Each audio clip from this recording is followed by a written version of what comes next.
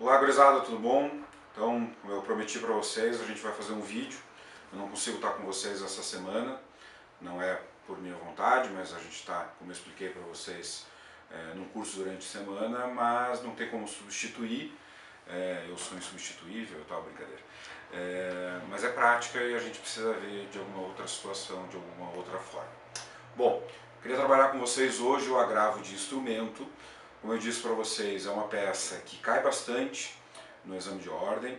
Eu vou dividir essa explanação em dois vídeos. Vou fazer um primeiro vídeo falando mais do aspecto processual, essencialmente, e um segundo vídeo focando todos os aspectos para dentro da prática. Então esse primeiro vídeo é mais um recordo do que a gente viu lá no processo 2 em agravo de instrumento. Bom, agravo de instrumento. Agravo de instrumento, ele está previsto no 1015 do CPC.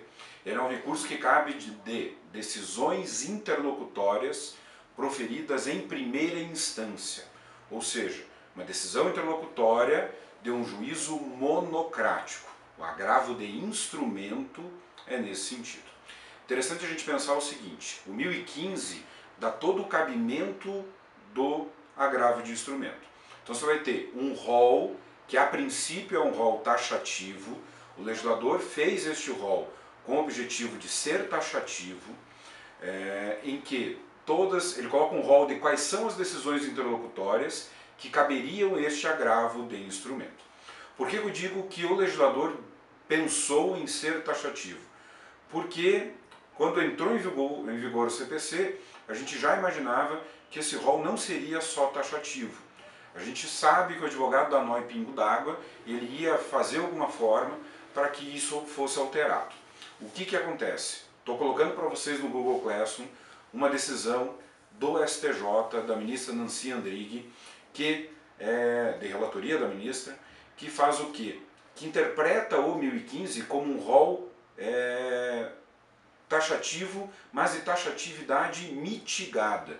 Então, na verdade, o que a gente tem? A gente tem esse rol do 1015, que eu não vou ficar lendo para vocês aqui, que é só dar uma olhada aí, mas que tem algumas situações que poderiam se enquadrar dentro dessa situação, por analogia, por exemplo. Tá?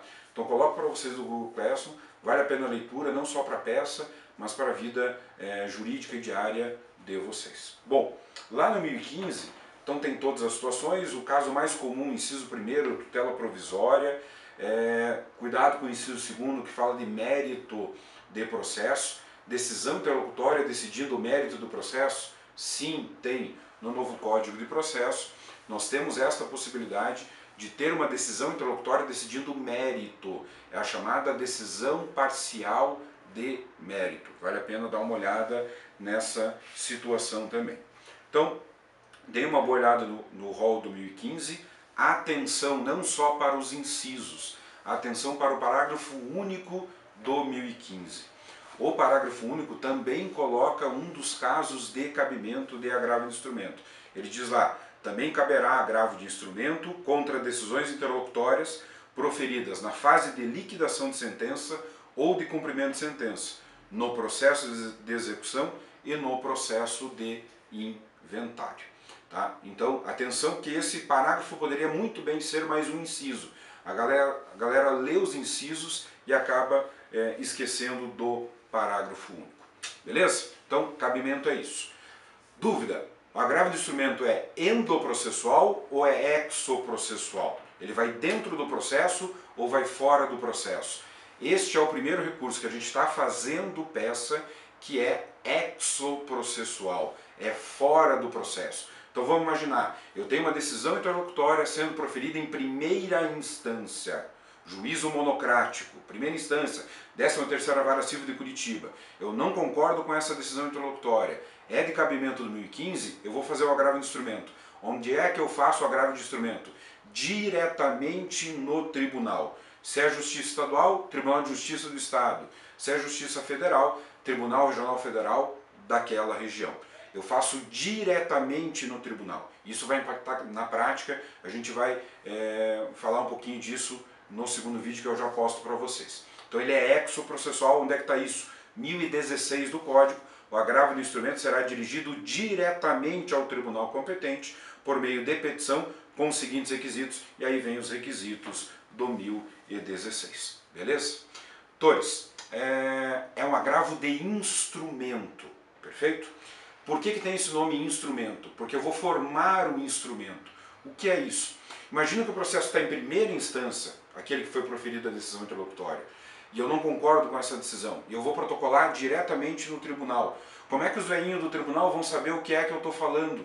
Tá? Se o processo está em primeira. O processo está em primeira, eu estou recorrendo para o tribunal. Então eu tenho que formar o instrumento, eu tenho que instruir este agravo de instrumento de alguma forma. Artigo 1017 tem a formação do instrumento. Eu vou tirar fotocópias. O processo é físico. Imagina o processo físico. Eu vou tirar fotocópias desse processo para instruir para o tribunal. Processo eletrônico, lindo, maravilhoso. Eu tiro fotocópias, eu disponibilizo as peças de forma digital ao tribunal.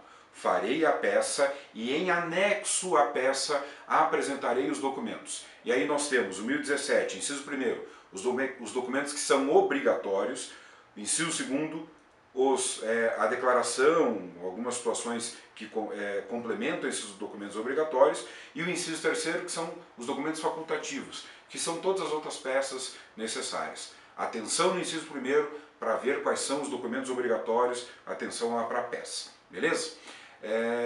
Importante pensar também, parágrafo 1º desse 1017, agravo de instrumento tem custas, tem que apresentar o comprovante de custas.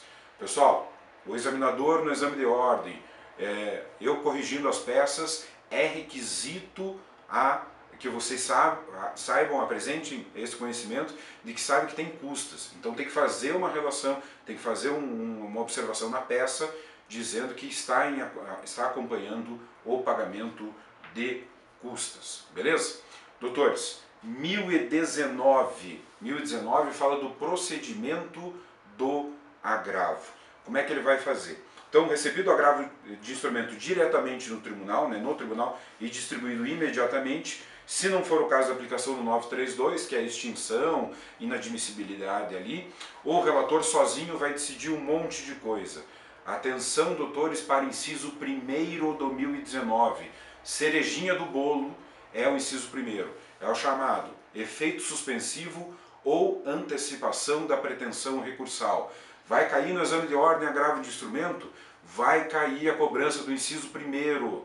Vai cair se você tem efeito suspensivo. Se você quer suspender os efeitos da decisão interlocutória que você está recorrendo, ou ao contrário, se é a atribuição da antecipação da pretensão recursal. Se você pediu, por exemplo, uma tutela provisória em primeira instância, o juiz não concedeu, você vai entrar com agravo, pedindo a reforma dessa decisão, e quer o quê? Quer que o juiz antecipe a pretensão recursal. Atenção para isso. A gente já fala disso, como é que na prática, como é que a gente vai trabalhar com essa ideia. Beleza? Esse é o grande mote ali. O 1019 vai falar que vai atribuir efeito suspensivo ou antecipação da pretensão recursal. Depois, o relator no tribunal determina a intimação da parte contrária para apresentar ou não contra-razões de agravo de instrumento e manda intimar, se for o caso, o Ministério Público. E aí vai ter o andamento normal do agravo de instrumento. O agravo, por ser julgado pelo tribunal, é o órgão colegiado, depois será julgado pela turma ou câmara, dependendo da organização do tribunal. Beleza? Doutores, 1015 até 1020, os artigos do agravo de instrumento. Beleza?